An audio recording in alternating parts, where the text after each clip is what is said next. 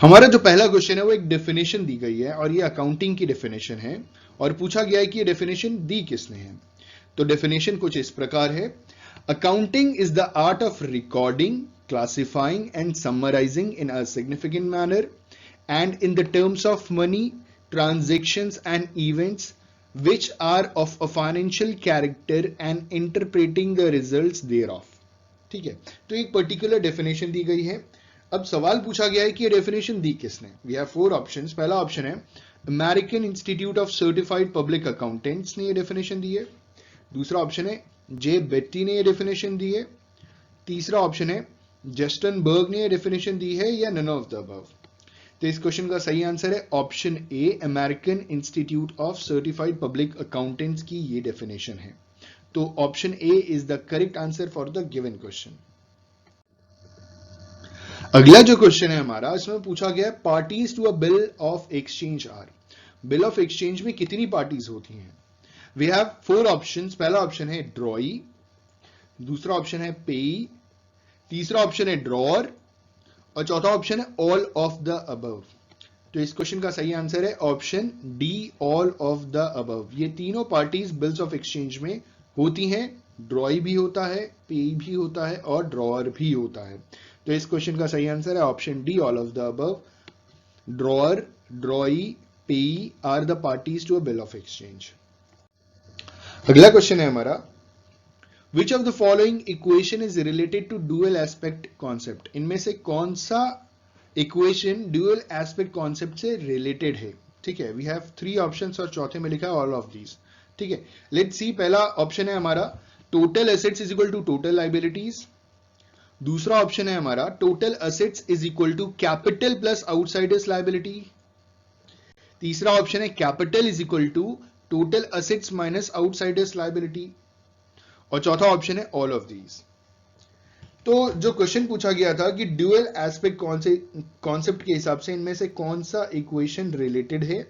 ठीक है, तो इस क्वेश्चन का सही आंसर है ऑप्शन डी, ये तीनों इक्वेशन ड्यूअल एस्पेक्ट कॉन्सेप्ट से रिलेटेड हैं। I repeat, all of these concepts are related with dual aspect concept of accounting. ठीक है, अगला क्वेश्चन है हमारा। तो जो अगला क्वेश्चन है हमारा वो है कि general reserve is created from.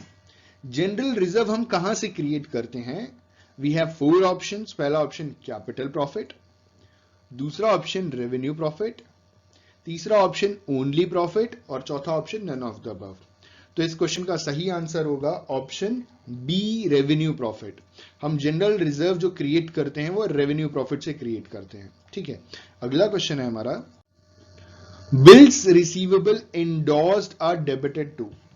Bills receivable जो एंडोर्स किया है उसे हम कहां डेबिट करेंगे। ठीक है, जो बिल्स रिसीवेबल एंडोर्स्ड हैं उसे हम कहां डेबिट करेंगे, किस अकाउंट में डेबिट करेंगे। We have 4 options. पहला ऑप्शन है बिल्स पेबल अकाउंट, दूसरा ऑप्शन है डेटर्स अकाउंट, तीसरा ऑप्शन है एंडोर्सी अकाउंट और चौथा ऑप्शन है नन ऑफ द अबव। तो इस क्वेश्चन का सही आंसर है ऑप्शन सी, एंडोर्सी अकाउंट। जो बिल्स रिसीवेबल है उसे एंडोर्स करते हैं और डेबिट करते हैं एंडोर्सी अकाउंट में। तो option C is the correct answer for the given question.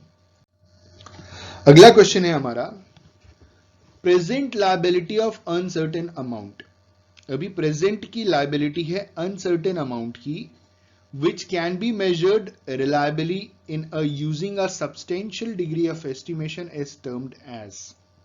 हमारे पास ऑप्शन में 4 टर्म्स लिखे गए हैं जिनका मीनिंग ऊपर बताया गया है। ठीक है, जो प्रेजेंट की लायबिलिटी है अनसर्टेन अमाउंट की, जिसे हम अभी के टाइम मेजर कर सकते हैं with a substantial degree of estimation. एक एस्टिमेट लगा करके हम मेजर कर सकते हैं। देखिए, कंटिंजेंट लायबिलिटी आप मेजर नहीं कर सकते, कितनी भी लायबिलिटी आपके पास आ सकती है। लायबिलिटी आपको पहले से मालूम होती है और ये सर्टेन अमाउंट होता है। रिजर्व भी आपको मालूम होता है और सर्टेन अमाउंट होता है। तो इस क्वेश्चन का सही आंसर है ऑप्शन सी, प्रोविजन जो होता है वो जो ऊपर कहा गया है वही है कि provision is a present liability of uncertain amount which can be measured reliably in using a substantial degree of estimation. ठीक है, तो इस क्वेश्चन का सही आंसर है ऑप्शन सी, प्रोविजन। अगला क्वेश्चन है हमारा, decrease in the amount of creditors result इन, जब हमारे क्रेडिटर्स डिक्रीज होते हैं तो इसका इंपैक्ट क्या पड़ता है, ठीक है, इसका रिजल्ट क्या निकलता है। हमारे पास चार ऑप्शन है। पहला ऑप्शन डिक्रीज इन कैश, दूसरा ऑप्शन इंक्रीज इन लायबिलिटी, तीसरा ऑप्शन इंक्रीज इन कैश और चौथा option none of the above. तो इस क्वेश्चन का सही आंसर है option A, decrease in cash. ठीक है, हमारा कैश कम होता है, decrease in the amount of creditors result in decrease in cash. ठीक है, अगला क्वेश्चन है हमारा, क्यों हुआ, अगर मैं इसकी बात करूं कि ऐसा क्यों हुआ। ठीक है, तो हमने क्या किया, जिनसे हमने उधार लिया था उनको पे ऑफ किया, तो जब पे करेंगे तो कैश ही में पे करेंगे, तो हमारे क्रेडिटर्स भी कम हो जाएंगे और साथ ही साथ हमारा कैश भी कम हो जाएगा। तो option A is the correct answer, decrease in the amount of creditors result in decrease in cash. ठीक है, अगला क्वेश्चन है हमारा, ट्रायल बैलेंस इज अ, हमारे पास चार ऑप्शन है, ट्रायल बैलेंस इनमें से क्या है। ठीक है, पहला option trial balance is a final account, दूसरा ऑप्शन है trial balance is a statement of day books, तीसरा option trial balance is a subsidiary book और चौथा नन ऑफ द अबव। तो इस क्वेश्चन का सही आंसर है trial balance is none of the above. ठीक है, ट्रायल बैलेंस ना फाइनल अकाउंट होता है, ट्रायल बैलेंस ना स्टेटमेंट ऑफ डे बुक्स होता है, ट्रायल बैलेंस सब्सिडियरी बुक भी नहीं होता है। ठीक है, तो इस क्वेश्चन का सही आंसर है option D, none of the above. अगला क्वेश्चन है हमारा, when overdraft as per cash book is starting point. इन्होंने बोला कि कैश बुक में जो ओवरड्राफ्ट है वो अगर स्टार्टिंग पॉइंट है, then wrong debit in passbook will be, और अगर हमने रॉन्ग डेबिट कर दिया पासबुक को तो उसका इंपैक्ट क्या पड़ेगा बैंक रिकंसिलिएशन स्टेटमेंट में। ठीक है, वापस मैं बोलूंगा क्वेश्चन कि अगर कैश बुक की शुरुआत ओवरड्राफ्ट से हो रही है, ठीक है, overdraft is the starting point of cash book, then wrong debit in passbook will be, ठीक है, वी हैव फोर ऑप्शंस। पहला ऑप्शन है debit from bank reconciliation statement, दूसरा option no effect on the bank reconciliation statement, तीसरा option added in the bank reconciliation statement और चौथा none of the above. तो इस क्वेश्चन का सही आंसर है option C, added in the bank reconciliation statement. When overdraft as per cash book is the starting point, then wrong debit in passbook will be added in the bank reconciliation statement. Option C is the correct answer for the given question. अगला question है हमारा, accounting standard 14 is related with. Accounting standard 14 इनमें से किस चीज से related है। ठीक है, वी हैव फोर ऑप्शंस। पहला ऑप्शन है अकाउंटिंग ऑफ अमेलगमेशन, दूसरा ऑप्शन लिक्विडेशन ऑफ कंपनीज, तीसरा ऑप्शन फिक्स्ड असेट्स और चौथा ऑप्शन गुडविल। तो इस क्वेश्चन का सही आंसर है option A, accounting standard 14 is related to accounting for amalgamation. अगला क्वेश्चन है हमारा, the term current assets does not include. हमारे पास चार ऑप्शन है और पूछा गया है कि करंट असेट्स में से इनमें से क्या चीज इंक्लूड नहीं होती है। ठीक है, वी हैव फोर ऑप्शंस। पहला ऑप्शन है डेटर्स, दूसरा ऑप्शन बिल्स रिसीवेबल्स, तीसरा ऑप्शन स्टॉक इन ट्रेड और चौथा ऑप्शन गुडविल। तो इस क्वेश्चन का सही आंसर है option D, goodwill. Goodwill is not a current asset. बाकी डेटर्स करंट एसेट्स होते हैं, बिल्स रिसीवेबल करंट एसेट होता है, stock in trade current assets होता है।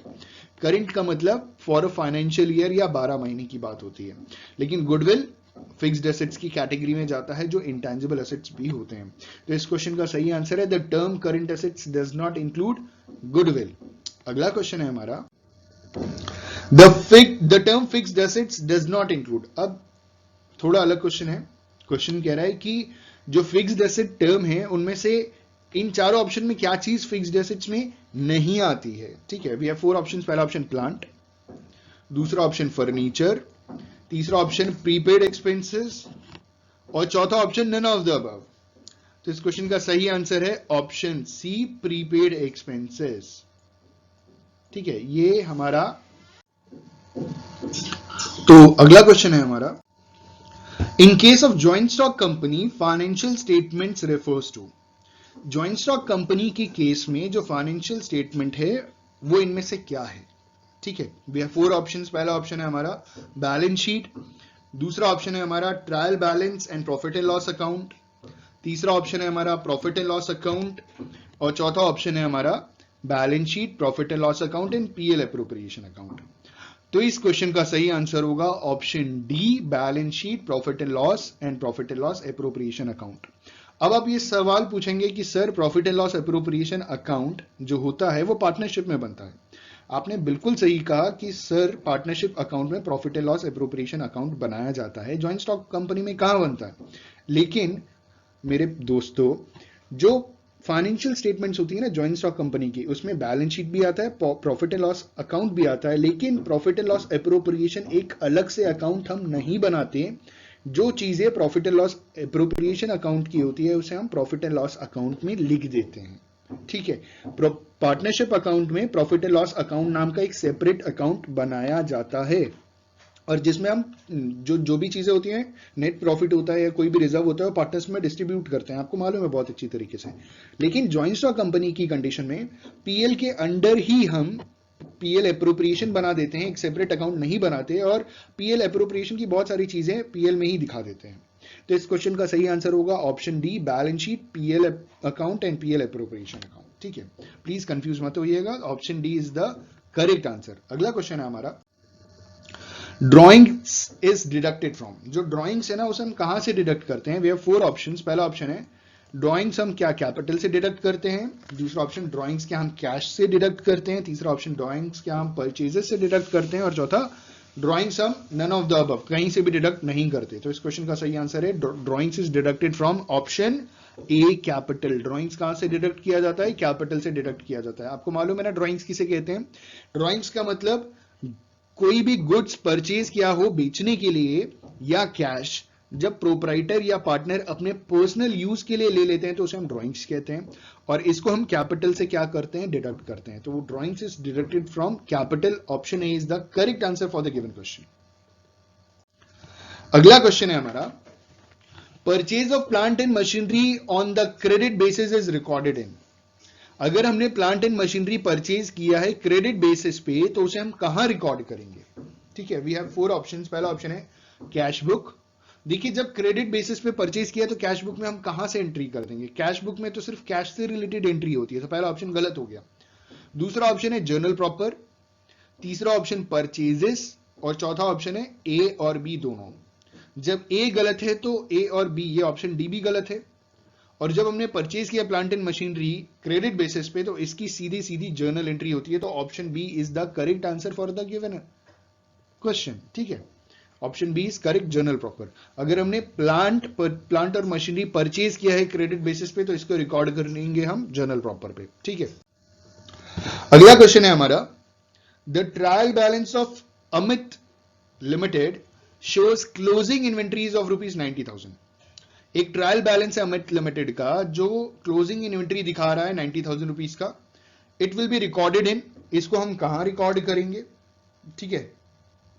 We have 4 options. पहला ऑप्शन है हमारा प्रॉफिट एंड लॉस अकाउंट, दूसरा ऑप्शन है हमारा ट्रेडिंग अकाउंट, तीसरा ऑप्शन है हमारा बैलेंस शीट, और चौथा ऑप्शन है हमारा नन ऑफ द अबव।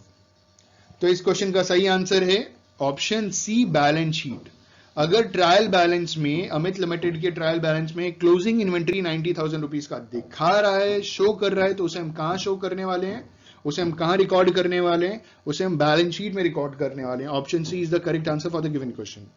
अगला क्वेश्चन है हमारा, loss on issue of debenture is treated as. अगर हम डिवेंचर जब इश्यू करते हैं तो उसमें अगर हमें कुछ लॉस होता है तो उसे हम क्या ट्रीट करते हैं, ठीक है। We have 4 options. पहला ऑप्शन मिसलेनियस कैपिटल एक्सपेंडिचर, दूसरा ऑप्शन करंट एसेट्स, तीसरा ऑप्शन इंटेंजिबल एसेट्स, चौथा option none of the above. तो क्वेश्चन आप समझ गए होंगे कि अगर हम डिवेंचर इशू कर रहे हैं और डिवेंचर को इशू करने के टाइम अगर हमें कुछ लॉस हो रहा है तो उसे हम क्या कहेंगे। तो इस क्वेश्चन का सही आंसर है, उस लॉस को हम ट्रीट करेंगे as a miscellaneous capital expenditure. Option A is the correct answer for the given question, ठीक है। अगला क्वेश्चन है हमारा, proforma invoice is sent by. जो परफॉर्मा इनवॉइस है इज सेंट बाय, कौन सेंट करता है और किसको करता है, ठीक है। We have 4 options. पहला ऑप्शन है डेटर्स टू कंसाइनी, दूसरा ऑप्शन डेटर्स टू कंसाइनर, तीसरा ऑप्शन कंसाइनर टू कंसाइनी, और चौथा option none of the above. तो इस क्वेश्चन का सही आंसर है proforma invoice is sent by option C consignor to consignee. जो परफॉर्मा इनवॉइस है वो कौन बेचता है और किसको बेचता है? जो परफॉर्मा इनवॉइस है वो कंसाइनर बेचता है और कंसाइनी को बेचता है। तो इस क्वेश्चन का सही आंसर है option C consignor to consignee. ठीक है, अगला क्वेश्चन है हमारा, noting charges are paid at the time of. Noting charges हम कब पे करते हैं, किस टाइम पे करते हैं? ठीक है, वी हैव 4 ऑप्शंस। पहला ऑप्शन है हमारा रिन्यूअल ऑफ बिल, दूसरा option acceptance of the bill, तीसरा option dishonour of the bill, और चौथा option none of the above.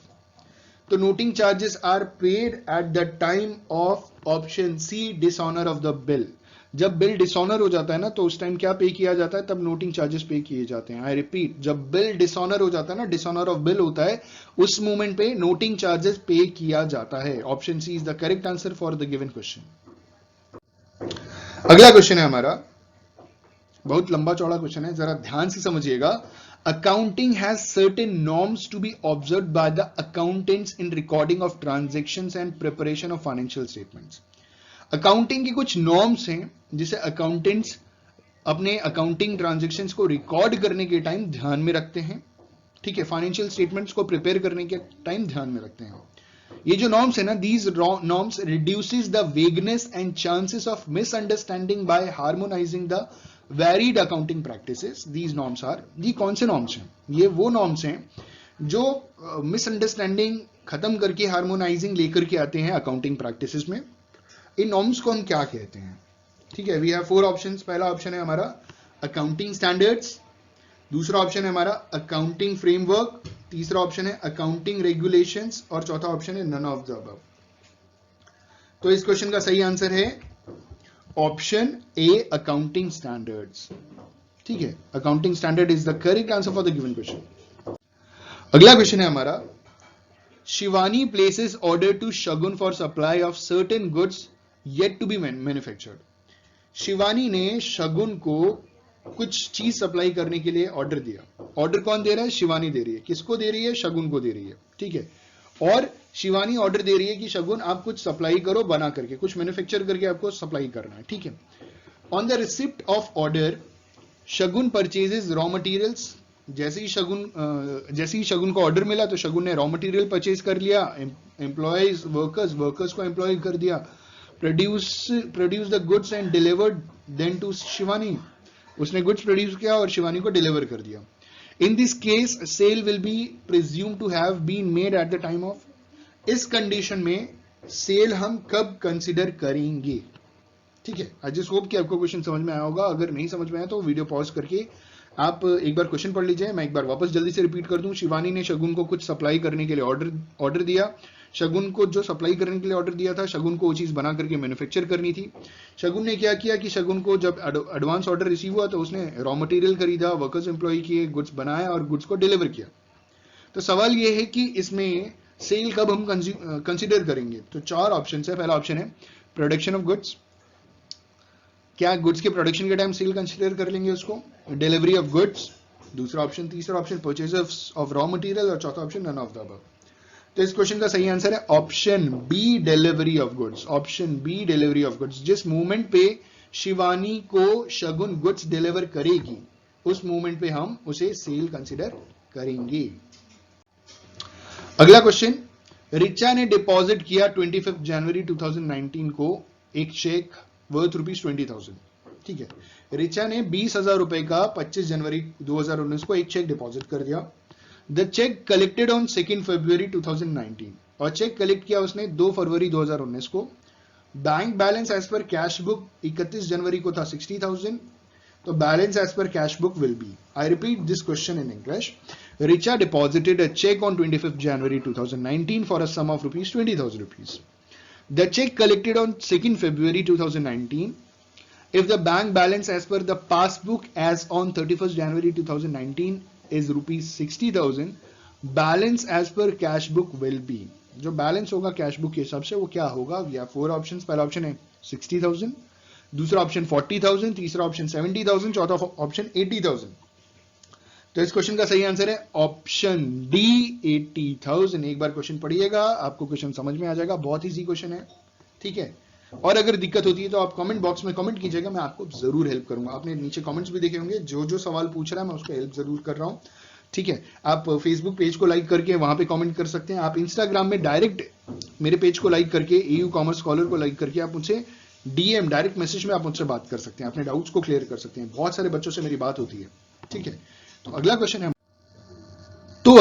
है हमारा कि प्रखर draws a 40-day bills on Malik. जो प्रखर है उसने 40 डे का बिल ड्रॉ किया मलिक के ऊपर on 20 January 2020। The bill falls due on, तो बिल्स किस डेट को ड्यू फॉल करेगा। एक चीज ध्यान दीजिएगा कि जो ईयर है 2020, वो जो ईयर है वो लीप ईयर है, ठीक है। तो आपको डेट्स ध्यान में रखनी है। 20 जनवरी को इशू किया जा रहा है और लीप ईयर है और 40 डेज का बिल है, तो किस डेट को ड्यू पड़ने वाला है। We have 4 options. पहला ऑप्शन मार्च 4 2020, दूसरा ऑप्शन मार्च 5 2020, तीसरा ऑप्शन मार्च 1 2020 और चौथा ऑप्शन मार्च 3 2020। तो इस क्वेश्चन का सही आंसर है ऑप्शन सी मार्च 1 2020, क्योंकि लीप ईयर पड़ जाता है। आप डेज कैलकुलेट कर सकते हैं, जो भी हमारे पास ऑप्शंस हैं उसमें सही आंसर है मार्च 1 2020, ठीक है। अगला क्वेश्चन है हमारा द ट्रायल बैलेंस चेक्स। जो ट्रायल बैलेंस है, ट्रायल बैलेंस बनाने का जो मेन पर्पस होता है वो क्या चेक करना होता है। We have 4 options. पहला ऑप्शन है वैल्यूएशन ऑफ क्लोजिंग स्टॉक्स, दूसरा ऑप्शन है वैल्यूएशन ऑफ असेट्स, तीसरा ऑप्शन है वैल्यूएशन ऑफ लायबिलिटीज और चौथा ऑप्शन है arithmetical accuracy of books of accounts. तो इस क्वेश्चन का सही आंसर है option D arithmetical accuracy of books of accounts, ठीक है। अगला क्वेश्चन है हमारा, ये हमारा लास्ट क्वेश्चन इस वीडियो का, और क्वेश्चन है if total sales during the year is ₹1 lakh. अगर साल भर के अंत का जो टोटल सेल है during the year is 1 lakh rupees, जो था टोटल सेल था, ठीक है। कैश सेल्स हुआ 20,000 रुपीज का, ठीक है, और outstanding debtors at the end of the year is 30,000 rupees. Then cash receive during the debtors during the year will be. मतलब क्वेश्चन वापस समझिएगा कि आपने साल भर में 1 लाख रुपए का सेल किया है, जिसमें 20,000 रुपीज आपको कैश रिसीव हो गया, ठीक है। अब इन्होंने बोला कि साल खत्म होते होते आपके पास अभी भी आपके 30,000 रुपीज के डेटर्स बाकी हैं, तो साल भर में कितना पैसा रिसीव हुआ, ठीक है। तो आपने 1 लाख रुपए का सेल किया था जिसमें 20,000 रुपीज आपने रिसीव कर लिया, तो बचा कितना 80,000। अब 80,000 में 30,000 अभी भी आपका बैलेंस है, इसका मतलब 80,000 माइनस 30,000 विल गिव यू 50,000। तो आपको कितना कैश रिसीव हो गया 50,000। क्वेश्चन ध्यान से पढ़िएगा, ध्यान से समझिएगा। क्वेश्चन देखने में टेक्निकल लग रहा है लेकिन बहुत आसान क्वेश्चन है, आप एक बार पढ़ेंगे आपको समझ में आ जाएगा। तो इस क्वेश्चन का सही आंसर है option B 50,000 rupees cash receive हुआ उसको साल भर के अंदर। Specific donation receive for library should be carried to. अगर लाइब्रेरी के लिए स्पेसिफिक डोनेशन मिला है तो उसे हम कहां लिखेंगे, ठीक है, कहां लिखे जाएंगे। We have 4 options. पहला ऑप्शन है asset side of balance sheet, दूसरा ऑप्शन है liability side of balance sheet, third option is income and expenditure account, and fourth option is none of the above. तो इस क्वेश्चन का सही answer है, तो इस क्वेश्चन का सही आंसर होगा option B liability side of balance sheet. जब भी स्पेसिफिक डोनेशन मिलता है तो उसे हम लायबिलिटी साइड में लिखते हैं बैलेंस शीट के, ठीक है। तो इस क्वेश्चन का सही आंसर है option B liability side of balance sheet. अगला क्वेश्चन है हमारा specific donation received should be shown on. जो स्पेसिफिक डोनेशन मिला है उसे हम कहां दिखाएंगे, ठीक है। We have 4 options. पहला asset side of balance sheet, दूसरा option liability side of balance sheet, तीसरा option income side of the income and expenditure account, और चौथा है नन ऑफ द अबव। तो ये क्वेश्चन पिछले क्वेश्चन से एकदम मिलता जुलता है, तो इस क्वेश्चन का सही आंसर सेम होगा जो पिछले क्वेश्चन का था, कि स्पेसिफिक डोनेशन जब रिसीव होगा तो वो हम कहां दिखाने वाले हैं, वो हमेशा हम दिखाएंगे बैलेंस शीट के लायबिलिटी साइड में। तो इस क्वेश्चन का सही आंसर है option B specific donation received should be shown on the liability side of balance sheet. अगला क्वेश्चन है हमारा sale of grass in the case of sports club is. जब हम ग्रास का सेल करेंगे स्पोर्ट्स क्लब में तो क्या होगा, हमें क्या रिसीव होगा, ठीक है। We have 4 options. पहला इट्स अ कैपिटल रिसीट, दूसरा ऑप्शन है एन असेट, तीसरा ऑप्शन अ रेवेन्यू, और चौथा option none of the above. तो इस क्वेश्चन का सही आंसर है ऑप्शन सी अ रेवेन्यू। जब हम स्पोर्ट्स क्लब में से ग्रास सेल करते हैं तो हमें रेवेन्यू जनरेट होता है। तो option C is the correct answer for the given question. अगला क्वेश्चन है हमारा, income and expenditure and account includes figures relating to. Income और एक्सपेंडिचर अकाउंट में जो फिगर्स आते हैं, जो भी हम अकाउंटिंग करते हैं, वो किस ईयर से रिलेटेड होते हैं? We have three options. पहला ऑप्शन है प्रीवियस ईयर से रिलेटेड होता है, दूसरा ऑप्शन है करंट ईयर से रिलेटेड होता है, तीसरा ऑप्शन है फ्यूचर ईयर से रिलेटेड होता है, और चौथा ऑप्शन है ऑल ऑफ दीज। तो इस क्वेश्चन का सही आंसर है ऑप्शन बी, करंट ईयर से रिलेटेड होता है। जब भी हम इनकम एक्सपेंडिचर अकाउंट बनाते हैं तो करंट ईयर का बनाते हैं, फ्यूचर ईयर का बना नहीं सकते, और प्रीवियस ईयर का प्रीवियस ईयर में बना करके हमने खत्म कर दिया। तो इस क्वेश्चन का सही आंसर है current year. Income and expenditure account includes figures relating to current year. Option B is the correct answer for the given question. अगला क्वेश्चन है हमारा, legacy is generally shown on the. Legacy को हम generally कहां दिखाते हैं? ठीक है, वी हैव फोर ऑप्शंस। पहला है debit side of receipt and payment account, दूसरा ऑप्शन है credit side of receipt and payment account, तीसरा ऑप्शन है debit side of income expenditure account, और चौथा ऑप्शन है नन ऑफ द अबव। तो इस क्वेश्चन का सही आंसर होगा option D, none of the above. तो इस क्वेश्चन का सही आंसर है none of the above. Reason क्या है? रीजन यह है कि it is being an item of non recurring nature shown on the liability side of balance sheet, not in income and expenditure account. Legacy जो है उसे हम बैलेंस शीट की लायबिलिटी साइड में दिखाते हैं, क्योंकि ये एक आइटम, जो लेगेसी वाला आइटम होता है, ये इनकम एक्सपेंडिचर अकाउंट में आता ही नहीं है। ठीक है, अगला क्वेश्चन है हमारा, subscription received in advance should be shown by a club in the.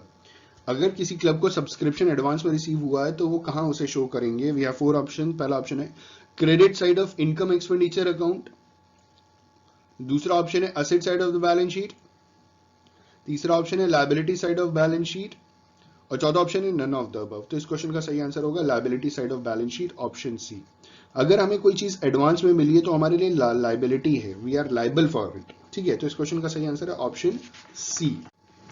अगला क्वेश्चन है हमारा, life membership fees received by a club is treated as. Life membership fees एक क्लब द्वारा जो रिसीव हो रहा है उसे हम क्या ट्रीट करेंगे? ठीक है, वी हैव फोर ऑप्शंस। पहला इट्स अ रेवेन्यू रिसीट, दूसरा ऑप्शन है इट्स अ कैपिटल रिसीट्स, तीसरा ऑप्शन बोथ ऑफ दीज, और चौथा ऑप्शन नन ऑफ दीज। इस क्वेश्चन का सही आंसर है ऑप्शन बी, कैपिटल रिसीट्स। ठीक है, अगर लाइफ मेंबरशिप फीस रिसीव हो रही है किसी क्लब को तो वो कैपिटल रिसीट्स की कैटेगरी में आता है। Option B is the correct answer for the given question.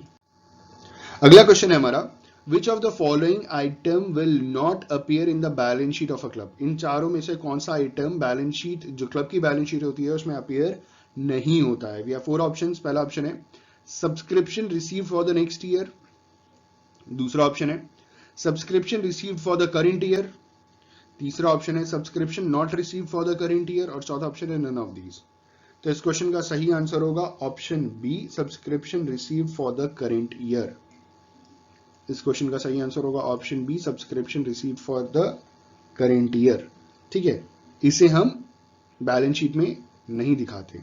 अगला क्वेश्चन है हमारा, specific donation received by a charitable hospital is. देखिए again it's a specific donation. ठीक है, तो इन्होंने बोला है कि अगर किसी एक हॉस्पिटल को स्पेसिफिक डोनेशन मिला है तो उसे हम कहां दिखाएंगे? ठीक है, is we have four options. पहला ऑप्शन है इट्स ऑलवेज कैपिटलाइज्ड, दूसरा ऑप्शन है capitalized only when the amount is large, तीसरा ऑप्शन है ऑलवेज ट्रीटेड एज इनकम, और चौथा है नन ऑफ दीज। तो इस क्वेश्चन का सही आंसर होगा specific donation received by a charitable hospital is always capitalized. Option A is the correct answer for the given question. अगला क्वेश्चन है हमारा, profit on sale of furniture is non in non profit organization is to be shown इन।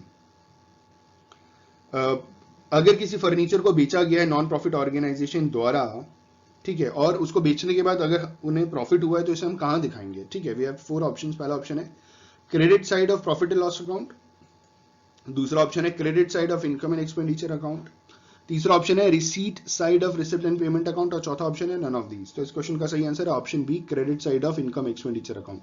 एक non profitable organization ने furniture बेचा और उसको profit हो गया, तो जो प्रॉफिट हम दिखाएंगे वो इनकम एक्सपेंडिचर के क्रेडिट साइड में दिखाएंगे। तो option B is the correct answer for the given question. अगला क्वेश्चन है हमारा, amount received from the sale of scraps by a charitable hospital is treated as.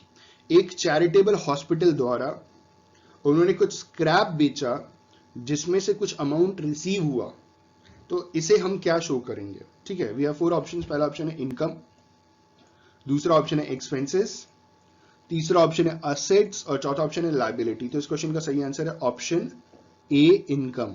एक चैरिटेबल हॉस्पिटल जब scrap बेचता है तो उसे जो अमाउंट रिसीव होता है तो उसे हम क्या बोलेंगे? उसे हम इनकम बोलेंगे। ठीक है, अगला क्वेश्चन है हमारा, तो अगला जो क्वेश्चन है हमारा वो है कि tournament expenses should be, tournament का जो एक्सपेंस है उसे हम क्या करेंगे? We have 4 options. पहला ऑप्शन है पोस्टेड एज एक्सपेंडिचर, दूसरा ऑप्शन है डिडक्टेड फ्रॉम टूर्नामेंट फंड, तीसरा option recorded as deferred revenue expenditure और चौथा ऑप्शन है रिकॉर्ड एज कैपिटल असेट्स। तो इस क्वेश्चन का सही आंसर होगा option B, we will deduct from tournament fund. Tournament expenditure को हम टूर्नामेंट फंड से क्या करेंगे? डिडक्ट करेंगे। तो option B is the correct answer for the given question. Tournament expenses should be deducted from the tournament fund. अगला question है हमारा, life membership fees received by a club is. एक club द्वारा लाइफ मेंबरशिप फीस अगर receive हुई है तो उसे हम क्या करेंगे? ठीक है, वी हैव 4 ऑप्शंस। पहला ऑप्शन है capital receipts and shown as a liability in balance sheet. It's a capital receipt और उसे हम बैलेंस शीट लायबिलिटी में साइड दिखाएंगे, बैलेंस शीट में। दूसरा कह रहे हैं income shown in the income and expenditure account, income expenditure account में एज एन इनकम दिखाएंगे। तीसरा ऑप्शन है capital receipt shown on the asset side of the balance sheet. ठीक है, और चौथा ऑप्शन है revenue receipts shown in the balance sheet. तो इस क्वेश्चन का सही आंसर है ऑप्शन ए। लाइफ मेंबरशिप रिसीव अगर हो रहा है एक क्लब को तो वो कैपिटल रिसिप्ट है और उसे हम लायबिलिटी साइड दिखाएंगे बैलेंस शीट के। ठीक है, अगला क्वेश्चन है हमारा, हाउ मेनी बहीज do we use in elementary entries in Indian system of accounting. Indian system of accounting में जो शुरुआती लेवल पे एलिमेंट्री एंट्री होती है ना, जो शुरुआती एंट्रीज होती है, उसमें हम कितने बहीज को इस्तेमाल करते हैं? बही खाता आपने सुना होगा।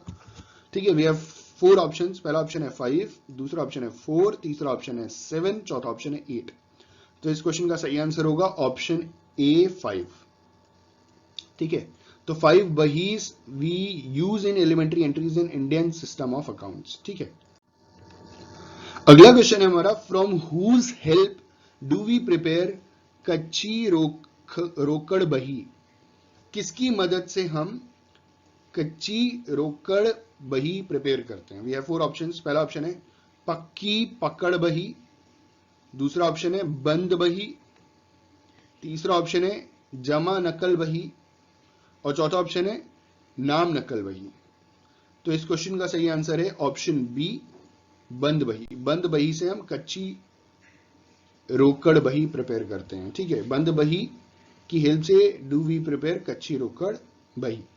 अगला क्वेश्चन है हमारा, व्हाट बही do we use for the foremost transactions. कौन सा बही हम इस्तेमाल करते हैं आगे के ट्रांजेक्शंस के लिए? ठीक है, वी हैव 4 ऑप्शंस। पहला ऑप्शन है कच्ची रोकड़ बही, दूसरा ऑप्शन है बंद बही, तीसरा ऑप्शन है पक्की रोकड़ बही और चौथा ऑप्शन है जमा नकल बही।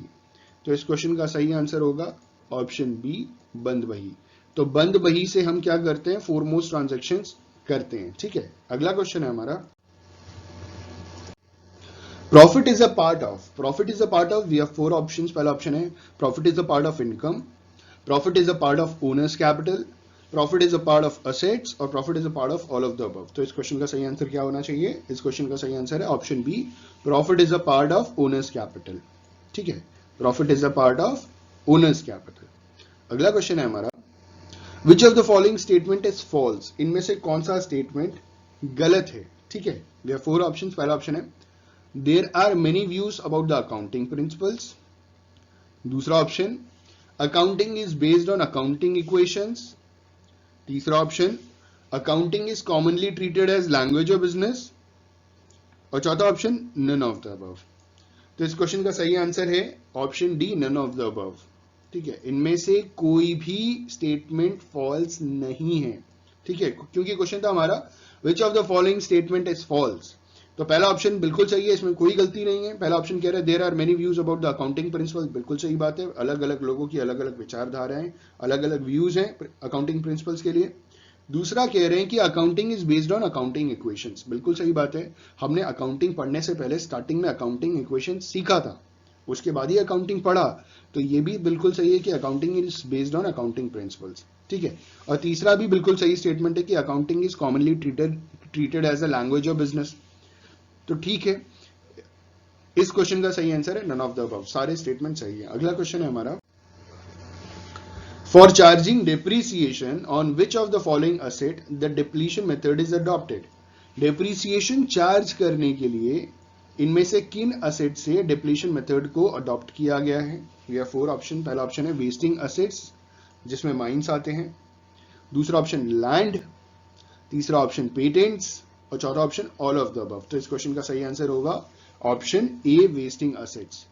डिप्रीसिएशन चार्ज करने के लिए हम डिप्लीशन मेथड को माइंस में या वेस्टिंग असेट्स में इस्तेमाल करते हैं, तो option A is the correct answer for the given question. अगला क्वेश्चन है हमारा, closing stock appearing in trial balance is shown इन। जो क्लोजिंग स्टॉक है ट्रायल बैलेंस में अपीयर हो रहा है, तो उसे हम कहां शो करेंगे, ठीक है। We have 4 options. पहला ऑप्शन है प्रॉफिट एंड लॉस अकाउंट, दूसरा ऑप्शन है बैलेंस शीट, तीसरा ऑप्शन है ट्रेडिंग अकाउंट, और चौथा ऑप्शन है बोथ बीएनसी। बीएनसी मतलब balance sheet as well as trading account. तो इस क्वेश्चन का सही आंसर होगा कि closing stock appearing in the trial balance is shown in the option B, balance sheet only. हम सिर्फ बैलेंस शीट में दिखाते हैं, अगर ट्रायल बैलेंस में क्लोजिंग स्टॉक अपीयर हो रहा है तो उसे हम सिर्फ बैलेंस शीट में दिखाएंगे, ठीक है। अगला क्वेश्चन है हमारा, When incoming partner brings his share of goodwill in cash। जब कोई इनकमिंग पार्टनर है, जो बिजनेस में नया पार्टनर आ रहा है, वो गुडविल अगर कैश में लेकर के आ रहा है, the amount of bought in shares of goodwill is credited to. तो वो जो अपना शेयर कैश में लेकर के आ रहा है, तो उसे हम कहां कैसे डिवाइड करेंगे। The amount of bought in shares of goodwill is credited to, जो शेयर होगा ना वो कैसे क्रेडिट करेंगे, ठीक है। We have 4 option. पहला ऑप्शन है बैंक अकाउंट, दूसरा ऑप्शन है कैपिटल अकाउंट, तीसरा ऑप्शन है प्रीमियम ऑफ गुडविल, और चौथा है ओल्ड पार्टनर्स कैपिटल अकाउंट। तो इस क्वेश्चन का सही आंसर है option C, premium of goodwill account. जब कोई नया पार्टनर आ रहा होता है और अपना शेयर गुडविल का कैश में लेकर के आ रहा होता है, तो उसका जो गुडविल का हिस्सा होता है उसे हम कहां ट्रांसफर करते हैं, प्रीमियम ऑफ गुडविल अकाउंट में हम शो करके दिखाते हैं, ये क्रेडिट होता है, ठीक है। Share of goodwill is credited to premium of goodwill account, और ये क्वेश्चन का आंसर बिल्कुल सही है, ठीक है। अगला क्वेश्चन है हमारा, shares issued to promoters for their service account debited is. जब प्रमोटर्स अपना जो भी सर्विस देते हैं, तो उनको जो शेयर इशू किया जाता है, तो कौन सा अकाउंट डेबिट किया जाता है। आई रिपीट, जो प्रमोटर्स होते हैं ना बिजनेस के, प्रमोटर्स उसे कहते हैं जो जिनका एक्चुअली में बिजनेस आइडिया होता है, तो प्रमोटर्स फॉर देयर सर्विस। तो जो शेयर इशू किया जाता है प्रमोटर्स को उनके सर्विस देने के लिए, तो जो शेयर इशू किया गया है वो किस अकाउंट में डेबिट किया जाएगा, ठीक है। We have 4 options. पहला ऑप्शन है गुडविल अकाउंट, दूसरा ऑप्शन है प्रमोशन एक्सपेंसेस अकाउंट, तीसरा ऑप्शन है प्रमोटर्स अकाउंट, और चौथा ऑप्शन है नन ऑफ द अबव। तो इस क्वेश्चन का सही आंसर है ऑप्शन ए, गुडविल अकाउंट, ठीक है। गुडविल अकाउंट में ट्रांसफर करेंगे, मतलब डेबिट करेंगे हम। अगला क्वेश्चन है मैं, according to section 78 of the companies act, the amount in the securities premium account can be used for the purpose of.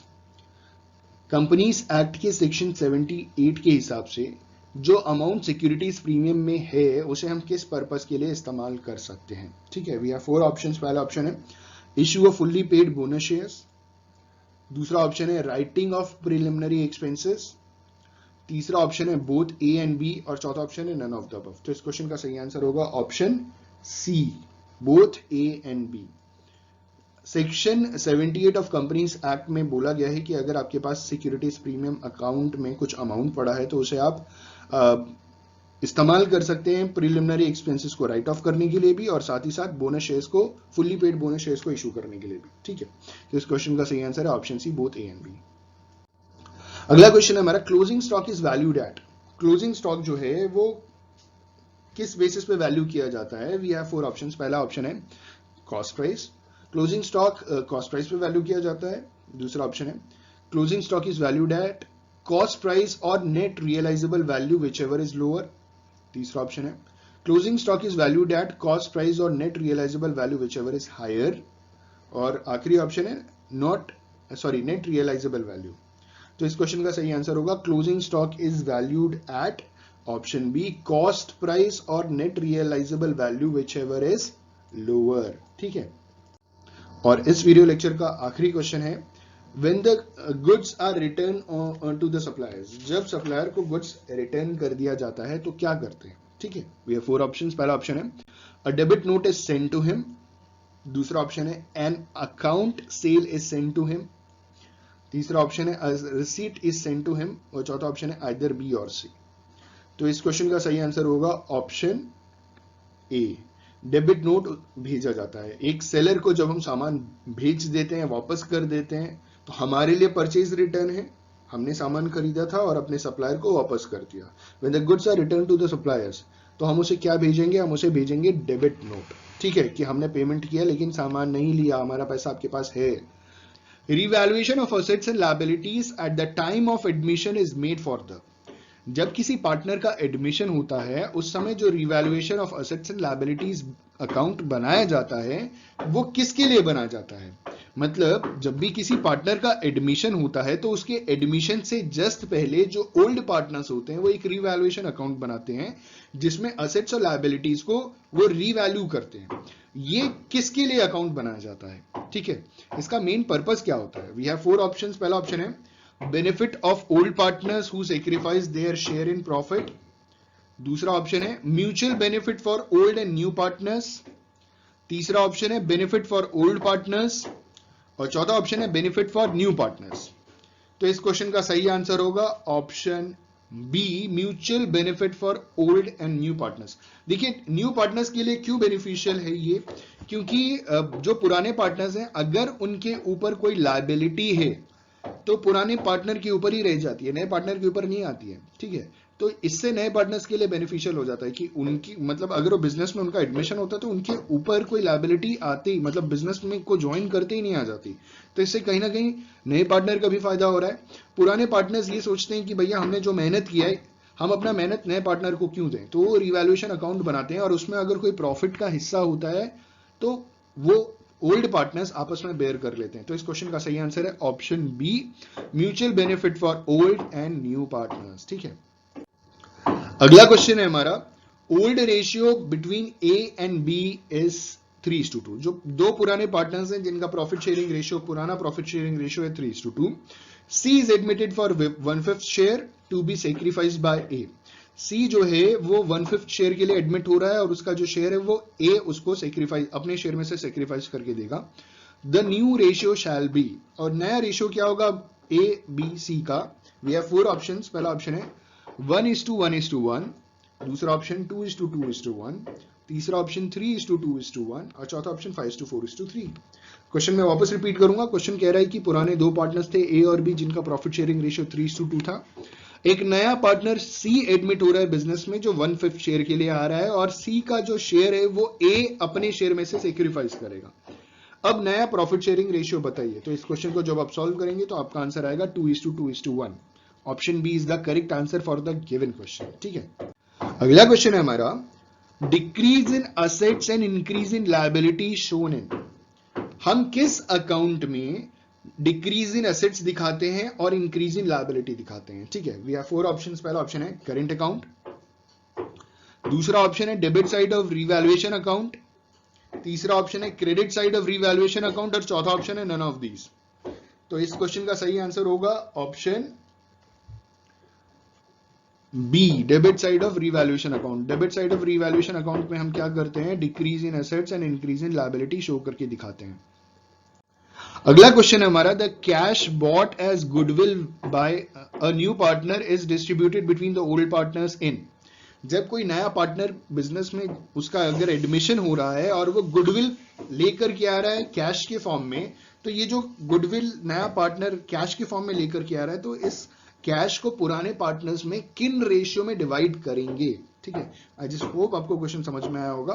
अगर क्वेश्चन नहीं समझ में आया तो प्लीज आप वीडियो को पॉज करके एक बार क्वेश्चन रीड करेंगे, आपको समझ में आ जाएगा। क्वेश्चन कह रहा है कि अगर कोई नया पार्टनर आ रहा है गुडविल को कैश के फॉर्म में लेकर के आ रहा है तो ये जो नया पार्टनर कैश लेकर के आता है in the form of goodwill, ये जो कैश का पैसा होगा वो पुराने पार्टनर्स में किस रेशियो में डिवाइड होगा? There 4 options. पहला है सैक्रिफाइसिंग रेशियो, दूसरा है old profit and loss sharing ratio, तीसरा ऑप्शन है new profit and loss sharing ratio, और चौथा कह रहे हैं गेनिंग रेशियो। तो इस क्वेश्चन का सही आंसर होगा ऑप्शन ए, सैक्रिफाइसिंग रेशियो। जो पुराने पार्टनर सैक्रिफाइस करेंगे ना, उनमें ये बटेगा,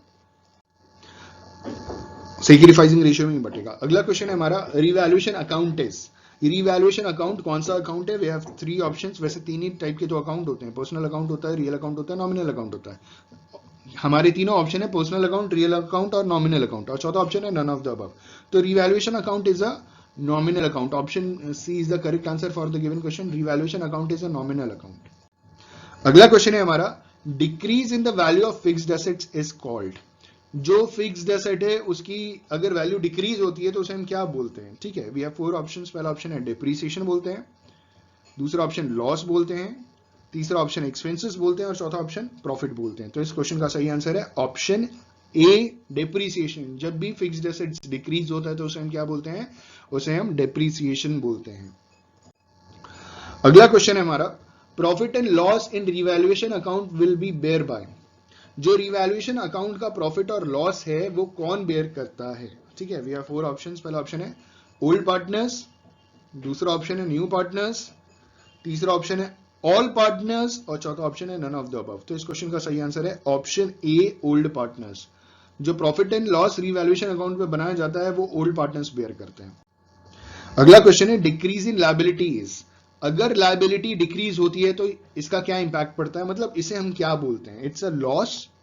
पहला ऑप्शन है क्या इसे हम लॉस कहते हैं अगर आपकी लायबिलिटी कम होती है, दूसरा क्या है इट्स अ प्रॉफिट, तीसरा ऑप्शन है हमारा एक्सपेंसेस, और चौथा ऑप्शन है हमारा गेन। तो इस क्वेश्चन का सही आंसर होगा ऑप्शन बी, प्रॉफिट। अगर हमारी लायबिलिटी डिक्रीज होती है तो उसे हम क्या बोलते हैं? उसे हम प्रॉफिट बोलते हैं। अगला क्वेश्चन है हमारा the maximum number of partners in non banking are. अब मैं कुछ चीजें आपसे शेयर करूंगा, कुछ इंपॉर्टेंट है, प्लीज ध्यान से सुनिएगा और समझिएगा। जब कंपनीज एक्ट आया था 1932 में तो नंबर ऑफ मेंबर्स की बात नहीं की गई थी उसमें। जो सबसे पुराना फॉर्म ऑफ बिजनेस ऑर्गेनाइजेशन था वो सोल ट्रेडर था। उसकी कुछ शॉर्टकमिंग्स थी, उसकी कुछ लिमिटेशंस थे, जिसकी वजह से पार्टनरशिप आया, और पार्टनरशिप एक्ट आया 1932 में। पार्टनरशिप एक्ट में नंबर ऑफ मेंबर्स की बात नहीं की गई थी।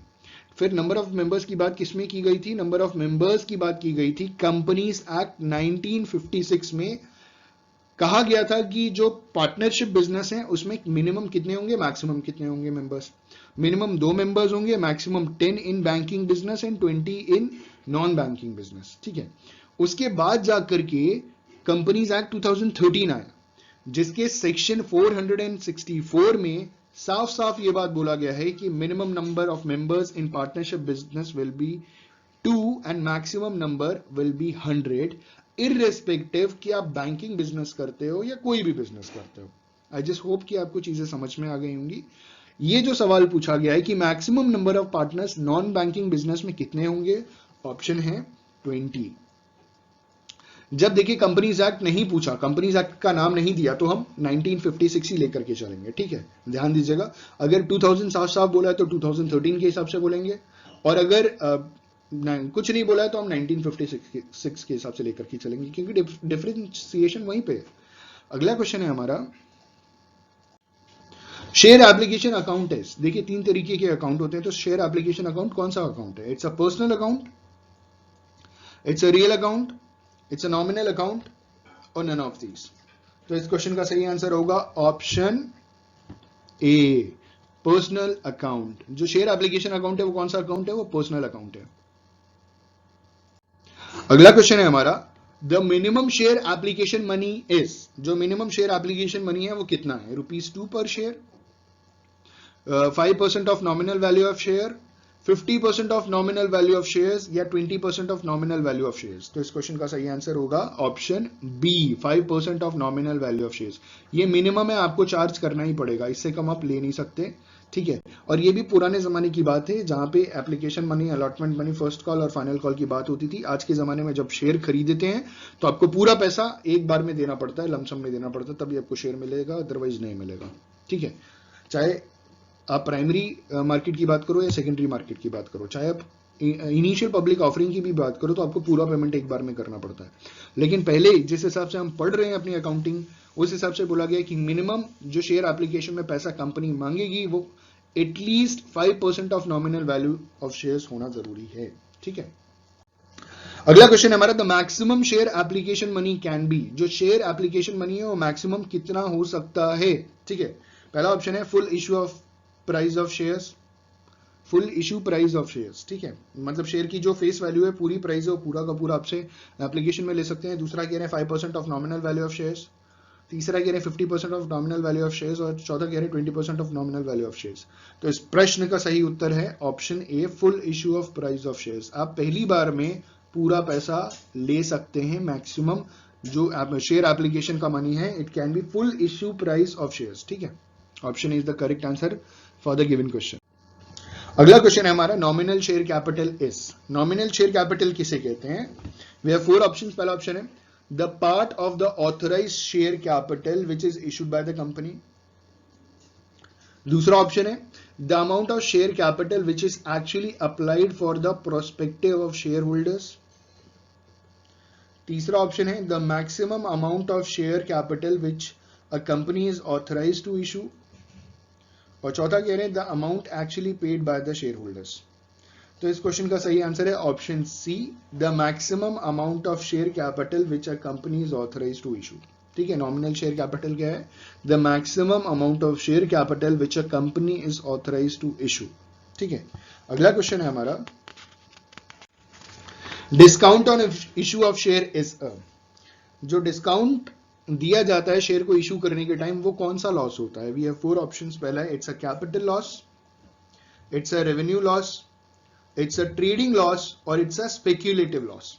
तो जब हम शेयर इशू करते हैं और उस टाइम जो लॉस होता है, उस लॉस को हम कंसीडर करते हैं as a capital loss. Option A is the correct answer for the given question. Discount on issue of share is a capital loss. अगला क्वेश्चन है हमारा, share which are not preference shares are called. Shares जो preference shares नहीं होते उसे हम क्या बोलते हैं। ठीक है, जो शेयर्स प्रेफरेंस शेयर्स नहीं होते हैं उन्हें हम क्या बोलते हैं। Shares which are not preference shares are called equity shares, preference shares, अरे प्रेफरेंस नहीं होता तो प्रेफरेंस शेयर्स कैसे बोलेंगे, डिफर्ड शेयर्स और राइट शेयर्स। तो इस क्वेश्चन का सही आंसर होगा, उसे हम इक्विटी शेयर्स कहते हैं। देखिए, शेयर्स को 2 पार्ट में डिवाइड किया है, या तो इक्विटी शेयर होगा या तो प्रेफरेंस शेयर होगा। जो इक्विटी होगा वो प्रेफरेंस नहीं होगा, जो प्रेफरेंस होगा वो इक्विटी नहीं होगा। क्वेश्चन पूछ रहा है जो प्रेफरेंस शेयर्स नहीं होते तो क्या होते हैं, वो इक्विटी शेयर्स होते हैं। तो इस क्वेश्चन का सही answer option A, equity shares है। बहुत तेज बोले हैं लगता है। अगला क्वेश्चन है हमारा, preference share holders are, preference share holders कौन होते हैं। We have 4 options. पहला ऑप्शन है क्रेडिटर्स ऑफ कंपनी, दूसरा option customers of the company, तीसरा option owners of the company, चौथा option none of the above. तो ध्यान से समझिएगा, जो प्रेफरेंस शेयर होल्डर्स होते हैं वो कंपनी के क्रेडिटर्स होते हैं। जो प्रेफरेंस शेयर होल्डर्स होते हैं वो कंपनी के क्रेडिटर्स होते हैं। जो प्रेफरेंस शेयर होल्डर्स होते हैं वो कंपनी के क्रेडिटर्स होते हैं। याद रखिएगा, बहुत इंपॉर्टेंट चीज है। बहुत लोगों को कंफ्यूजन है, मुझे भी कंफ्यूजन था कुछ समय पहले। मैंने अपने सर से कंफर्म किया था कि क्या प्रेफरेंस शेयर होल्डर्स, क्योंकि शेयर होल्डर तो एक हिसाब से ओनर्स होते हैं, तो लेकिन सिर्फ इक्विटी शेयर होल्डर्स को कंपनी का ओनर कहा गया है। Preference share holders are the creditors of the company. ठीक है, वो कंपनी के लिए एक हिसाब से लायबिलिटी बन जाती है, उनको पहले पे ऑफ करना। तो इस क्वेश्चन का सही आंसर है option A, creditors of the company.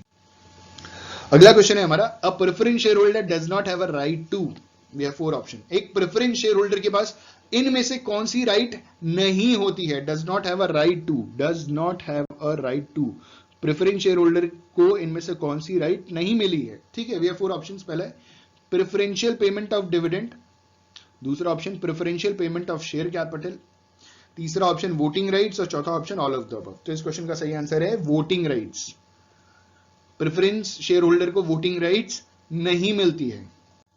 अगला क्वेश्चन है हमारा, where preference shares are redeem at premium then such premium may be provided out of. जब प्रेफरेंस शेयर्स को रिडीम किया जाता है, रिडीम का मतलब होता है मार्केट्स, जब ओपन मार्केट ऑपरेशन से जब हम अपने खुद के शेयर्स वापस खरीद लेते हैं उसे हम रिडीम कहते हैं। ठीक है, when preference shares are redeem at premium, जब कंपनी अपने प्रेफरेंस शेयर्स मार्केट से रिडीम करती है, खरीदती है वापस प्रीमियम पे, ठीक है, एडिशनल पैसा दे करके। तो ये जो प्रीमियम का पैसा है ये कहां से लिया जाता है, ठीक है। ये 4 ऑप्शंस पहला कह रहे हैं शेयर फॉरफीचर अकाउंट, दूसरा है शेयर प्रीमियम अकाउंट, तीसरा है proceeds of a fresh issue of shares, और चौथा है एनी ऑफ द अबव। तो इस क्वेश्चन का सही आंसर है option B share premium account, ठीक है। इस क्वेश्चन का सही आंसर है option B share premium account. तो शेयर प्रीमियम अकाउंट से प्रीमियम का पैसा लिया जाता है और अपना प्रेफरेंस शेयर क्या किया जाता है, रिडीम किया जाता है। अगला क्वेश्चन है हमारा transfer to capital redemption reserve can be form. जो कैपिटल रिडम्पशन रिजर्व का जो ट्रांसफर है वो क्या फॉर्म करता है, क्या वो शेयर फॉरफीटेड फॉर्म करता है, क्या वो profit and loss account form करता है, क्या profit prior to incorporation account form करता है, या कैपिटल रिजर्व फॉर्म करता है। तो इस क्वेश्चन का सही आंसर है option B profit and loss account. Transfer to capital redemption reserve can be form. अगला क्वेश्चन है हमारा डिवेंचर्स आर रिडीम्ड। डिवेंचर्स को हम कैसे रिडीम करते हैं? We have 4 options. पहला कैश में रिडीम करते हैं, दूसरा option by issue of new debentures, तीसरा option by issue of equity shares, और चौथा एनी ऑफ दीज। तो इस क्वेश्चन का सही आंसर होगा debentures are redeemed in cash, option A. Debentures are redeemed in cash, debentures are redeemed in cash, ठीक है। Option A is the correct answer for the given question. अगला question है हमारा डिवेंचर होल्डर्स आर। जो debenture holders हैं वो कौन होते हैं कंपनी के लिए? They are the debtors of the company, they are the promoters of the company, they are the creditors of the company, और they are the owners of the company. तो owner तो होते नहीं, प्रमोटर भी होते नहीं, डेटर होते हैं या तो क्रेडिटर होते हैं। बेसिकली वो क्रेडिटर्स होते हैं। जो डिवेंचर होल्डर्स होते हैं वो कंपनी के क्रेडिटर्स होते हैं। उन्होंने कंपनी को उधार में पैसा दिया है, क्रेडिट पे पैसा दिया है डिवेंचर खरीद करके। तो इस क्वेश्चन का सही आंसर है option C creditors of the company. अगला क्वेश्चन है हमारा preparation of profit and loss appropriation account is compulsory to. जो प्रिपरेशन किया जाता है ना profit and loss appropriation account, वो किस फॉर्म ऑफ बिजनेस में कंपलसरी है? ठीक है, वी हैव 4 ऑप्शंस। पहला है सोल ट्रेडर्स, दूसरा ऑप्शन है पार्टनरशिप, तीसरा ऑप्शन है कंपनीज, और चौथा ऑप्शन है कोऑपरेटिव सोसाइटी। तो आपको बहुत अच्छी तरीके से मालूम है कि पार्टनरशिप में पार्टनर्स के लिए profit and loss appropriation account banana compulsory है, ठीक है। और ये ट्रेडिंग अकाउंट के बाद बनता है प्रॉफिट एंड लॉस अकाउंट, और प्रॉफिट लॉस अकाउंट के बाद बनाया जाता है profit and loss appropriation account, ताकि प्रॉफिट एंड लॉस अकाउंट का जो लॉस या नेट प्रॉफिट होता है वो पार्टनर्स में डिवाइड किया जा सके, ठीक है। उसके बाद लास्ट में बनता है बैलेंस शीट, ठीक है। तो इस क्वेश्चन का सही आंसर है ऑप्शन बी। अगला क्वेश्चन है हमारा क्वेश्चन नंबर 23, और क्वेश्चन है which asset is not a current asset. इन चारों में से कौन सा असेट करंट असेट नहीं है, ठीक है। We have 4 options. पहला ऑप्शन है डेटर्स, दूसरा ऑप्शन प्रीपेड एक्सपेंसेस, तीसरा ऑप्शन गुडविल, और चौथा ऑप्शन स्टॉक। तो आपको बहुत अच्छी तरीके से मालूम है कि goodwill is not a current asset, goodwill is not a current asset. अगला क्वेश्चन है हमारा which reserve is not shown in balance sheet. इनमें से कौन सा रिजर्व बैलेंस शीट में शो नहीं किया जाता, ठीक है। पहला है कैपिटल रिजर्व, दूसरा ऑप्शन है सीक्रेट रिजर्व, तीसरा ऑप्शन है रेवेन्यू रिजर्व, चौथा ऑप्शन है शेयरिंग प्रीमियम। तो इस क्वेश्चन का सही आंसर है ऑप्शन बी सीक्रेट रिजर्व कभी भी बैलेंस शीट में शो नहीं किया जाता। सीक्रेट रिजर्व कभी भी बैलेंस शीट में शो नहीं किया जाता। अगला और आखिरी क्वेश्चन है हमारा closing stock appearing in trial balance will be taken to. जो क्लोजिंग स्टॉक ट्रायल बैलेंस में आया है उसे हम कहां लेकर के जाते हैं? We have 4 options. पहला ऑप्शन है क्या हम उसे ट्रेडिंग अकाउंट में लेके जाते हैं, दूसरा ऑप्शन है क्या हम उसे बैलेंस शीट में दिखाते हैं, क्या हम उसको ट्रेडिंग अकाउंट और बैलेंस शीट दोनों में दिखाते हैं, कहीं नहीं दिखाते। तो इस क्वेश्चन का सही आंसर होगा बैलेंस शीट। ट्रायल बैलेंस में अगर क्लोजिंग स्टॉक अपीयर हो रहा है तो कहां जाएगा? वो बैलेंस शीट में जाएगा। Debenture can be redeemed eight. जो पहला क्वेश्चन है वो है कि जो डिवेंचर है उसे हम रिडीम कैसे करते हैं? We have 4 options. पहला ऑप्शन है एट पार, दूसरा ऑप्शन है एट प्रीमियम, तीसरा ऑप्शन है बाय कन्वर्जन इनटू शेयर्स, और चौथा ऑप्शन है ऑल द अबव। तो एट पार का मतलब होता है फेस वैल्यू पे, एट प्रीमियम का मतलब होता है फेस वैल्यू के ऊपर प्राइस हम प्रीमियम चार्ज करते हैं, value above the face value. या हम क्या करते हैं, डिवेंचर्स को रिडीम करने के टाइम हम उसे शेयर्स में कन्वर्ट कर देते हैं, या ऑल ऑफ द अबव। तो इस क्वेश्चन का सही आंसर है option D, all of the above. हम पार पे भी रिडीम करते हैं, हम प्रीमियम पे भी रिडीम करते हैं, हम उसे शेयर्स में भी कन्वर्ट कर सकते हैं। ठीक है, अगला क्वेश्चन है हमारा, debenture holders are owners of the company, creditors for the company, customers of the company और नन ऑफ देम।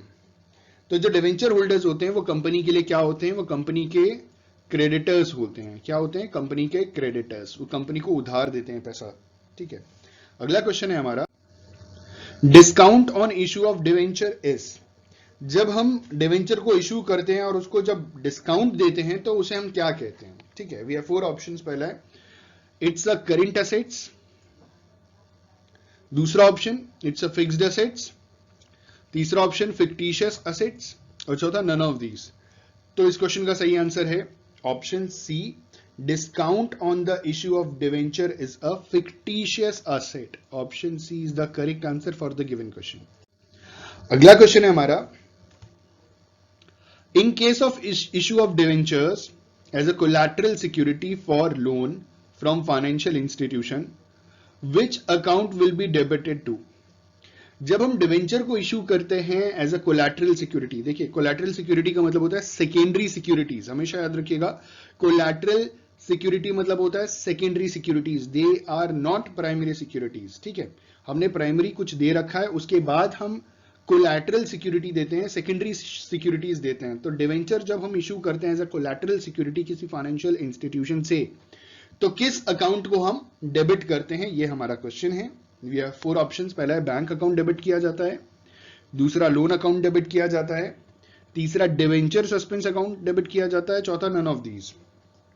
तो इस क्वेश्चन का सही आंसर है डिवेंचर सस्पेंस अकाउंट को हम क्या करते हैं, डेबिट करते हैं।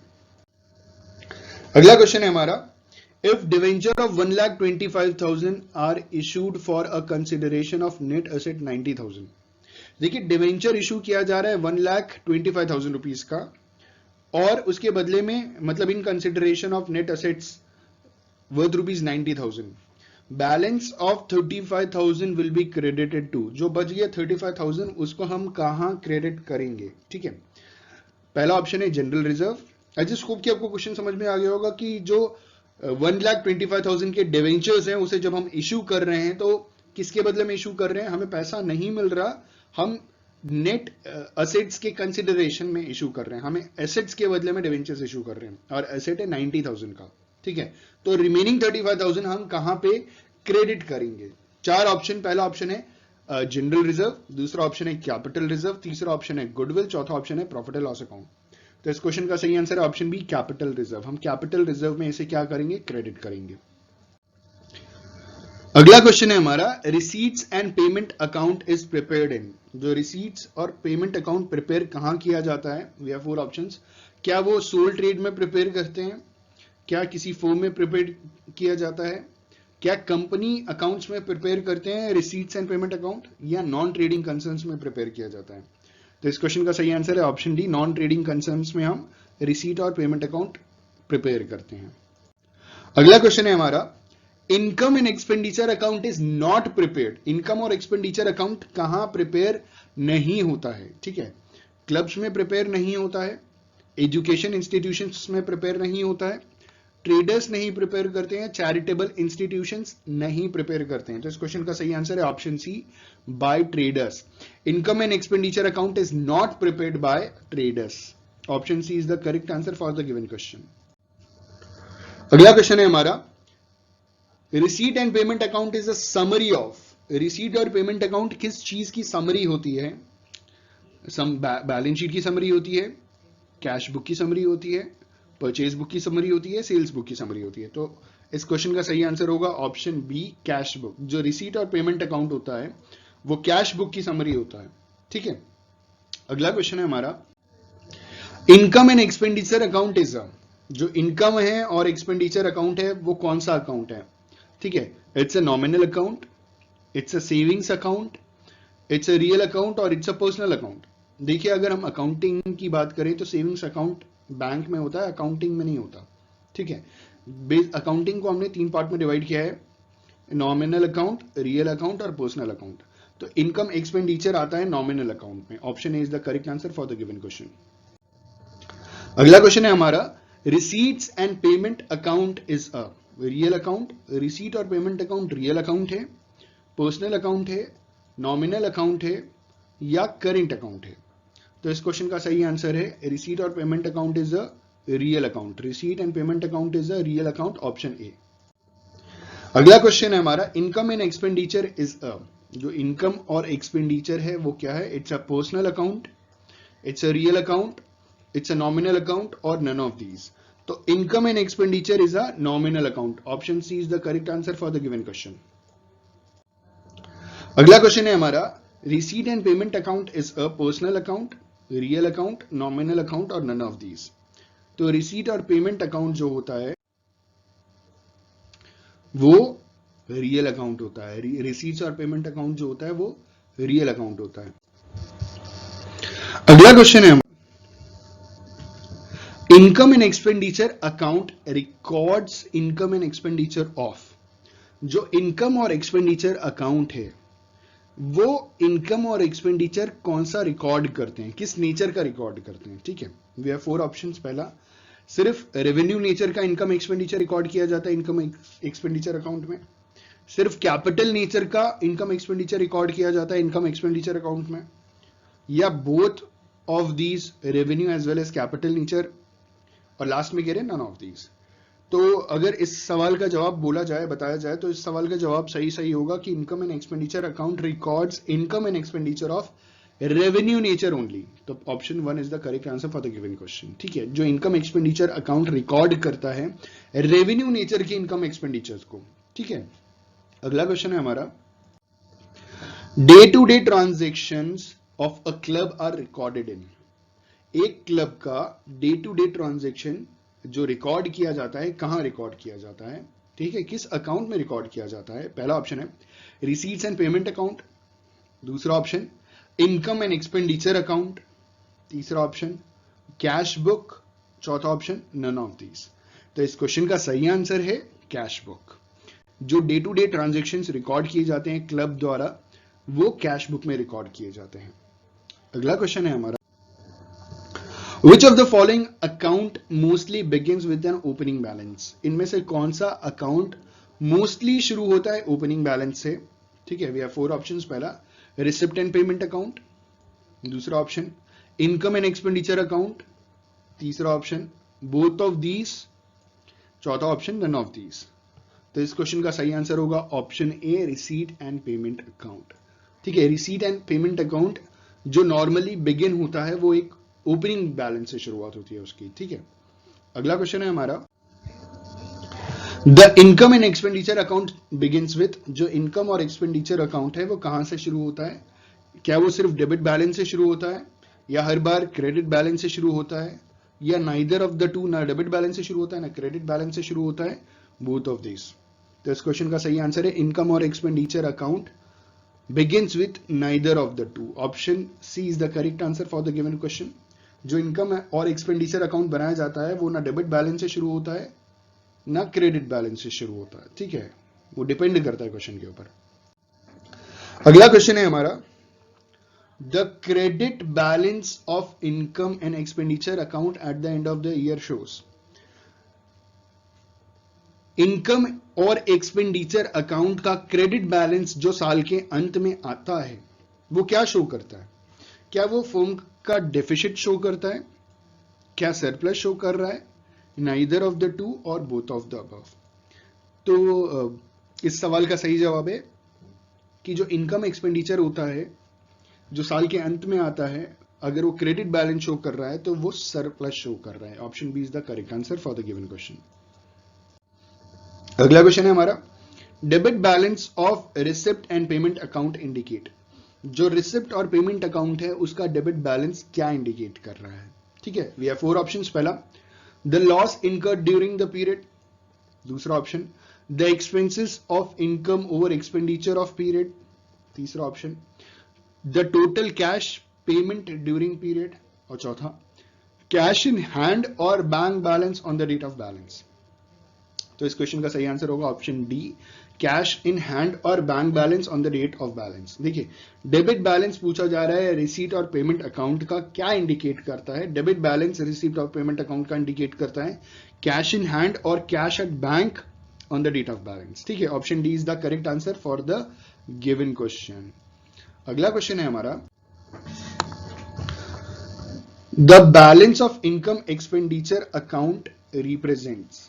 जो इनकम एक्सपेंडिचर अकाउंट है उसका जो बैलेंस है वो क्या रिप्रेजेंट करता है? ठीक है, पहला ऑप्शन है the balance of cash on the date, दूसरा ऑप्शन है the total cash receipt during the period, तीसरा ऑप्शन है the total cash payment during the period, और चौथा ऑप्शन है the excess of expenditure over income and vice versa. तो इस question का सही आंसर होगा option D, the excess of expenditure over income and vice versa. जो बैलेंस होता है इनकम एक्सपेंडिचर अकाउंट का वो रिप्रेजेंट करता है the excess of expenditure over income and vice versa. ठीक है, अगला क्वेश्चन है हमारा, the income and expenditure accounts records. जो इनकम और एक्सपेंडिचर अकाउंट है वो क्या रिकॉर्ड करता है? We have 4 options. पहला ऑप्शन है income on the left hand side and expenditure on the right hand side of the account, दूसरा ऑप्शन है हमारा income on the right hand side and expenditure on the left hand side of the account, तीसरा option है income on any side of account and expenditure on the other side of an account, और चौथा है none of these. तो इस question का सही answer है option B, income on the right hand side and expenditure on the left hand side of the account. ठीक है, जो इनकम एक्सपेंडिचर अकाउंट होता है वो इनकम राइट हैंड साइड पे शो करता है और एक्सपेंडिचर लेफ्ट हैंड साइड पे शो करता है। Option B is the correct answer for the given question. अगला क्वेश्चन है हमारा, सेल ऑफ क्रॉकरी। क्रॉकरी बेचा गया है जिसकी बुक वैल्यू है 220 रुपीज और सेलिंग प्राइस है उसका 280 रुपीज। ठीक है, what will be posted in the income and expenditure account. Income और एक्सपेंडिचर अकाउंट में क्या पोस्ट किया जाएगा? ठीक है, तो वी हैव 4 ऑप्शंस। पहला ऑप्शन है ₹60, दूसरा ऑप्शन ₹220, तीसरा ऑप्शन ₹280 और चौथा ऑप्शन ₹500। तो देखिए आपने क्रॉकरी बेची है जिसकी बुक वैल्यू 220 थी, जिसे आपने 280 में बेचा है, तो इसको हम इनकम और एक्सपेंडिचर अकाउंट में पोस्ट करेंगे ₹60। ठीक है, क्योंकि 60 रुपीज का क्या हो गया, आपको फायदा हो गया। तो इस इनकम एक्सपेंडिचर अकाउंट में हम कितना पोस्ट करेंगे? ₹60। अगला क्वेश्चन है हमारा, subscription to newspaper and periodicals ₹350। हमने क्या किया कि न्यूज़पेपर और पीरियोडिकल्स का सब्सक्रिप्शन कराया 350 रुपीज का। ठीक है, cell proceed of old newspaper is ₹60। पुराने न्यूज़पेपर को बेचा तो 60 रुपीज हमें मिला। What amount is posted in the expenditure side of the income and expenditure account?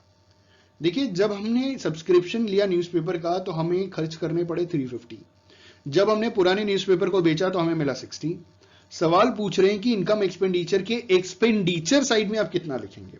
Way have 4 options. पहला ऑप्शन 350, दूसरा ऑप्शन 200, तीसरा ऑप्शन 410 और चौथा ऑप्शन ₹60। तो इस क्वेश्चन का सही आंसर होगा ऑप्शन ए 350। क्वेश्चन आप समझ गए होंगे तो आंसर भी आप समझ रहे होंगे कि आपने सब्सक्रिप्शन लिया न्यूज़पेपर का तो 350 आपने पे किया, ये आपका खर्चा हो गया, ये आपका एक्सपेंडिचर है। सेल करने पे 60 का प्रॉफिट हुआ, आपको बेनिफिट मिला। ठीक है, इनकम हुआ। सवाल पूछ रहे हैं कि इनकम एक्सपेंडिचर में एक्सपेंडिचर साइड हम कितना लिखेंगे? तो 350 का सब्सक्रिप्शन था, 350 लिखेंगे। Option A is the correct answer for the given question. अगला क्वेश्चन है हमारा, which of the following items should not be entered in receipts and payment account of a club. इनमें से कौन सा आइटम रिसीट और पेमेंट अकाउंट क्लब में हम नहीं एंटर करेंगे? ठीक है, वे हैव 4 ऑप्शंस। पहला option sale of old newspapers, दूसरा option loss on the sale of some assets, तीसरा ऑप्शन पेमेंट ऑफ ऑनरेरियम और चौथा नन ऑफ द अबव। तो इस क्वेश्चन का सही आंसर है नन ऑफ द अबव। हम सारी की सारी चीजों को इन रिसीट और पेमेंट अकाउंट में एंटर करके दिखाएंगे। ठीक है, अगला क्वेश्चन है, in order to arrive at subscription income for a year which of the following should be deducted from the amount of subscription receive during the year. अगर आप किसी ईयर के सब्सक्रिप्शन इनकम के पास पहुंचना चाहते हैं, आप जानना चाहते हैं कि किसी भी ईयर का सब्सक्रिप्शन इनकम कितना हुआ, ठीक है, तो आप इनमें से किस अमाउंट को आप सब्सक्रिप्शन में से डिडक्ट कर देंगे ताकि आपको साल भर का सब्सक्रिप्शन इनकम मिले। ठीक है, वी हैव 4 ऑप्शंस। पहला ऑप्शन है subscription in arrear in the beginning of the year. दूसरा option subscription received in advance for the following year. तीसरा ऑप्शन है हमारा subscription received pertaining to the previous year. और चौथा कह रहे हैं नन ऑफ द अबव। तो इस क्वेश्चन का सही आंसर होगा नन ऑफ द अबव। हम कुछ भी डिडक्ट नहीं करेंगे। ठीक है, तो हमारा आखिरी क्वेश्चन है, क्वेश्चन नंबर 25 और क्वेश्चन है in order to arrive at the amount of subscription actually received during a year, which of the following should be added to the amount of subscription income for the year।